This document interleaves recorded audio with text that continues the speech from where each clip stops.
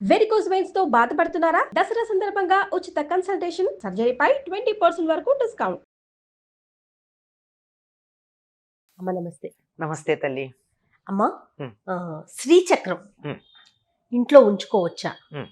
ఒకవేళ ఉంచుకోవాల్సిన పరిస్థితి వస్తే ప్రత్యేకమైన పూజా విధానం ఏమైనా పాటించాలా? శ్రీచక్రం అన్నది చాలా శుభప్రదమైందమ్మా. అన్ని చక్రాలలోకి కూడా ఉత్తమోత్తమమైనదిగా పరిగణించబడింది. అనేక రకాలైనటువంటి యంత్రాలు మొదలైనటువంటివి ఎన్నో ఉంటే వీటితో మానవులు మ్, పెడదోవ పట్టేస్తున్నారు. ఆ, అవగాహన లేకుండా అయిపోతోంది. ఆ, ఏం చేయాలో తెలియనటువంటి కన్ఫ్యూజన్లో ఉన్నారు. సనాతన ధర్మం భ్రష్టమైపోతోంది అనుకున్న పరిస్థితిలో ఆదిశంకర్లు మిగిలినటువంటివన్నీ కాకుండా ఇదొక్కటే ఉత్తమోత్తమైనదని, దీన్ని ఒక్కదాన్ని మనం ఆరాధించినట్టయితే సరిపోతుంది అని చెప్పి ఆయన దీనిని పరమ ప్రమాణంగా అంగీకరించింది. అసలు శ్రీచక్రం ఇంట్లో ఉండాలని ఎందుకు అనుకుంటున్నారు? ఆ. ఎందుకు అనుకుంటున్నారు? అంటే కొన్ని కొన్ని జాతక రీత్యా కొంతమంది గురువులు చెప్పిన దాన్ని బట్టి శ్రీచక్రం ఇంట్లో ఉంటే బాగుంటుంది, మంచిదని భావిస్తూ ఉంటారు కదమ్మా. అది ఎందుకు మంచిది అవుతుంది? దానివల్ల ఏదో శక్తి ఉందని కదా. అంతే. శక్తిని ఇచ్చేటటువంటి దానిని మనం ఎంత జాగ్రత్తగా చూసుకోవాలి? ఆ శక్తి సరైన పద్ధతిలో వచ్చేట్టు చూసుకోవాలి. ఉదాహరణకి కరెంట్ ఉంది, కరెంటుని మనం వినియోగించుకుంటున్నాం, అది శక్తే కదా. ఆ శక్తిని వినియోగించుకునేటప్పుడు కొన్ని రకాల జాగ్రత్తలు పాటిస్తామా, పాటించమా? తప్పకుండా. లైవ్ వైర్ ముట్టుకుంటామా? ఇన్సులేషన్ పెట్టుకుంటామా లేదా? దాన్ని బల్బు వెలిగించుకోవడానికో, ఫ్యాన్ తిరగడానికో, ఏసీ పనిచేయడానికో వాడుకుంటామా లేదా? అవునమ్మా. ఆ వాడుకునేటప్పుడు ఇన్ని ఉపయోగాలు పొందుతూ దాన్ని ఏం చేస్తున్నాం? చాలా జాగ్రత్తగా ఇన్సులేటెడ్ వైర్లో పెట్టుకుంటాం. శక్తివంతమైనటువంటి దానికి సానుకూలమైన ఫలితం ఎంత ఉంటుందో అజాగ్రత్తగా వాడితే ప్రతికూల ఫలితం కూడా అంతే ఉంటుంది. అందువల్ల ఇది శక్తివంతమైందని, దాని నుండి వచ్చేటటువంటి ప్రకంపనలు అంటే వైబ్రేషన్స్ మనకి మేలు కలిగిస్తాయని, దానివల్ల మనం ఎంతో మంచి పొందుతున్నామని అనుకున్నప్పుడు దానిని ఆ ప్రకంపనలు సరైన మార్గంలో ఉండేట్టు ఉంచుకోవాలా, అక్కర్లేదా? నిప్పే ఉంది, దాని మీద సాంబ్రాణి వేసామా ఘుమఘుమలాడుతుంది. దాని మీద 2 మిరపకాయలు తీసుకెళ్ళి వేసాము, ఏమవుతుంది? ధుమధుమలాడుతుంది. మీకు ఘుమఘుమ కావాలా, ధుమధుమ కావాలా? ఆలోచించుకోండి. ఘుమఘుమ కావాలి అంటే దాని మీద ఎటువంటి కల్తీ లేనటువంటి అగరో, గుగ్గిలమో, లేకపోతే సాంబ్రాణో వెయ్యాలి. అంతే కదా. అంతే అమ్మా. ఆ రకంగా వీటికి సిద్ధపడ్డప్పుడు అలా మండుతున్న అగ్ని లాంటి మంచి ప్రకంపనలని ఇచ్చేటటువంటి శ్రీచక్రాన్ని ఇంట్లో పెట్టుకోండి.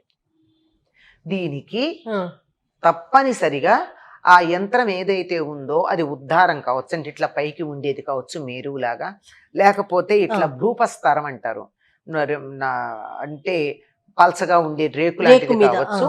సాధారణంగా రాగిలోనే ఉంటుంది అది. అవునమ్మా. రాగి గుడ్ కండక్టర్ అన్న సంగతి అందరికీ తెలుసు. ఇంకే ఇతరమైనటువంటి లోహం కాకుండా రాగి ఎందుకు వాడతారు? శక్తి ప్రసరణకి, విద్యుత్ అయినా శక్తి అయినా ప్రసారం చేయడానికి పనికొచ్చేది అది, ఆ లోహం. దాని మీద వాడేటప్పుడు అది పూర్తిగా రావాలి, దాంట్లో నుంచి చెడేం రాకూడదు అంటే ఇది శుభ్రంగా ఉండాలి. మరి రాగి ఆరోగ్యానికి మంచిదైనా రాగి పాత్రలను ఎందుకు వాడడం మానేసాం? తోముకోవడం కష్టమని. కిలుం పడితే ప్రమాదం, చెడు చేస్తుంది కనుక ఇంట్లో ఇది ఉన్నట్టయితే దాని మీద మకిలి పట్టకుండా, కిలుం పట్టకుండా చూసుకోవాలి. మొట్టమొదట థళ థళ థళ మెరిసేటట్టుగా చూసుకోవాలి.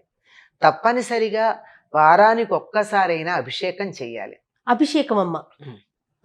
అభిషేకం చేయడం అంటే రుద్రమంతా చెయ్యక్కర్లేదు. కనీసం త్రయంబకం చదువుతూ నీళ్లు పోసి కడగాలి, శుభ్రం చేసి దాన్ని పులికాపు అంటారు. పులుపుతో అంటే చింతపండు, నిమ్మ రసమో పెట్టి దాన్ని శుభ్రం చెయ్యాలి. చేసిన తర్వాత అభిషేకం చెయ్యాలి. ప్రతిరోజు కుంకుమ వేయాలి దాని మీద. కుంకుమార్చన చేయగలిగితే సంతోషం. కుంకుమార్చన చేసేంత తీరిక లేదండి, అయినా మా ఇంట్లో కావాలి అనుకుంటే ఇల్లంతా కిక్కిరిసిపోయే ఫర్నిచర్ పట్టుకుంటారు, అట్లా ఉంటుంది. అట్లా కనీసం ఈ 3 వేళ్లతో, దీన్ని మృగముద్ర అంటారు, లేళ్లాగా లేదు. అవునమ్మా. ఈ 3 వేళ్లతో కుంకుమ తీసుకుని తప్పనిసరిగా శ్రీమాత్రే నమః అని అంటూ 3 సార్లు గాని 5 సార్లు గాని ఆ తల్లి మీద కుంకుమ తప్పనిసరిగా ప్రతిరోజు వేయాలి. తరువాత కనీసం ఒక బెల్లం ముక్కన్నా నైవేద్యం పెట్టాలి. శక్తి దానికి ఆహుతులు వేయకపోతే శక్తి ఏమైపోతుంది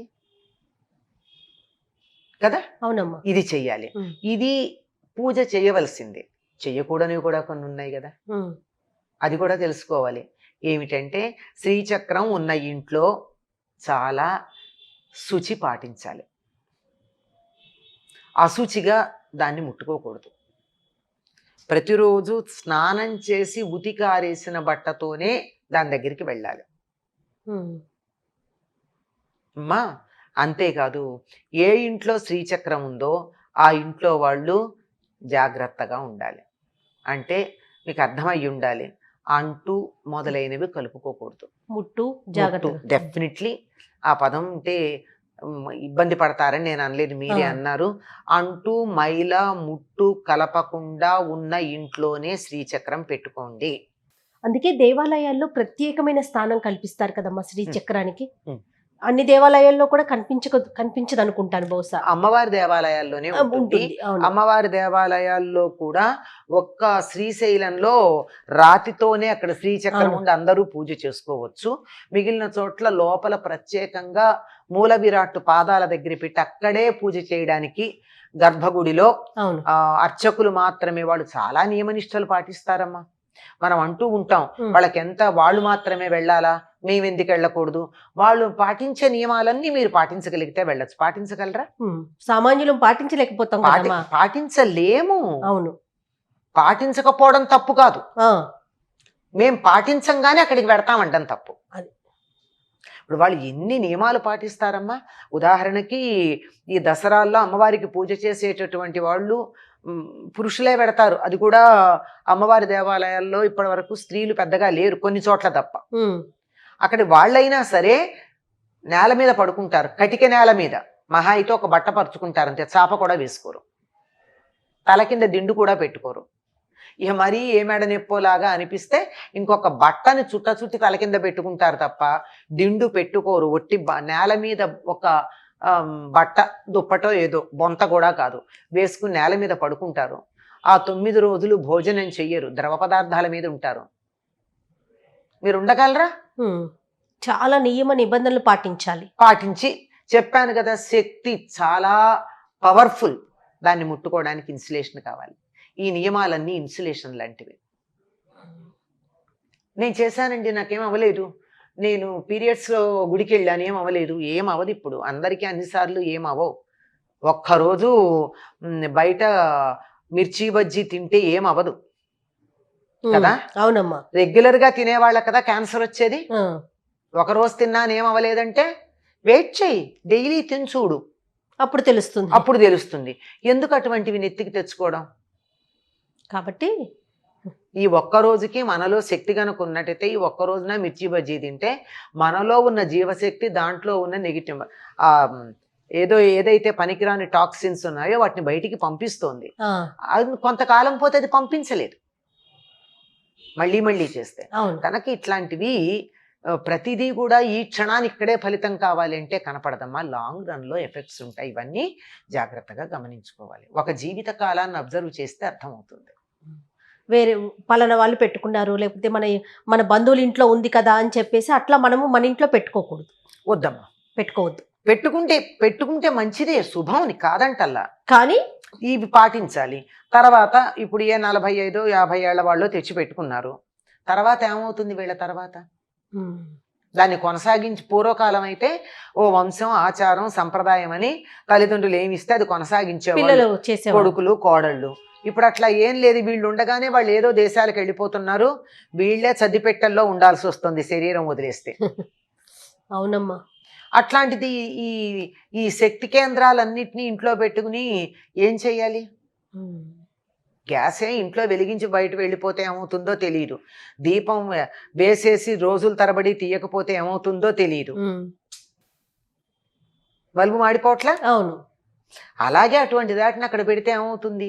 అందువల్ల కంటిన్యూటీ ఉంటుంది అని నమ్మకం ఉంటే తీసుకోండి, లేకపోతే తీసుకోవద్దని నేను చాలా మందికి సూచన చేశానమ్మా. తప్పకుండా అమ్మా. కొంతమంది పాటించారు కూడాను. మిగిలిన వాళ్ళ సంగతి తెలియదు, పాటించారో లేదో.